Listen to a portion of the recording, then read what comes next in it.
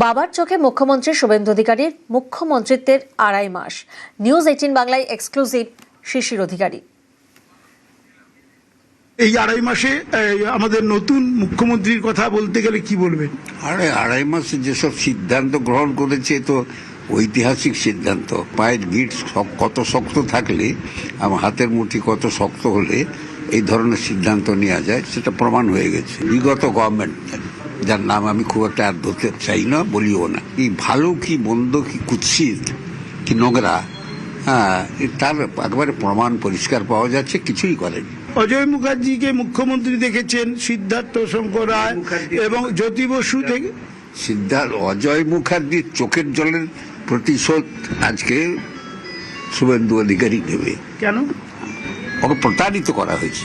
ইন্দিরা গান্ধীর সামনে আমি প্রেসিডেন্ট, আমার সামনে কথা হয়েছিল,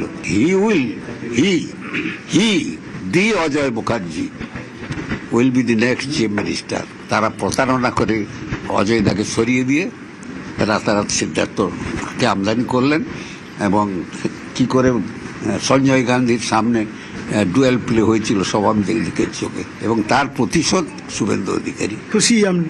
না, আমি তো নিশ্চয়ই খুশি, কেন খুশি হবে না। ছেলের প্রচুর ভালো কাজ শুরু করেছেন, এটা যেমন বলছেন, তেমন আপনি যদি বলেন যে কোন কাজটা সত্যি খুব ভালো হয়েছে? বর্তমান এক্সপেক্টে গুন্ডা দমন এই মারাত্মক ব্যাপার।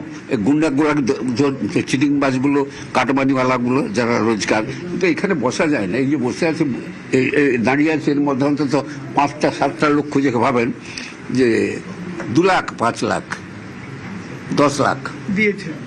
দিতে হবেই, না হলে জমিদারে যাবে না। এই আইন কি ওটাতে একেবারে গেঁথে দিয়া, একবারে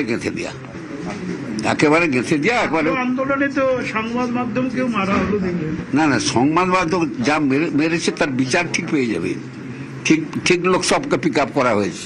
এবং আমি তো এই জিনিস আমি তো জানি, অনেক ইতিহাস জানি। আপনি কথায় কথায় বলতেন অবিবাহিত অকৃতদার মেজ ছেলে থাকলে আপনি খুব আফসোস করতেন, কিন্তু সতীশ সামন্ত, সুশীল লারাদের পড়ে তিনি যখন ডিক্লেয়ার করলেন তখন আফসোস ছিল। এখন আফসোস নেই, কারণ ও তার যেটাকে ধরে নিয়েছে পুত্র কন্যা সংসার হিসাবে ধরে নিয়েছে, তার সঙ্গে থাকা অন্যায় কিছু নয় তো।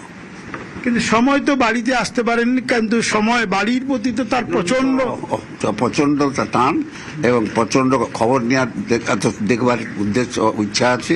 কখনো 10 মিনিট, কখনো 15 মিনিট, কখনো বা গাড়ি মধ্যে দাঁড়িয়ে গেটের কাছে কর্মচারীদের কাছে খবর নিয়ে চলে যাওয়া।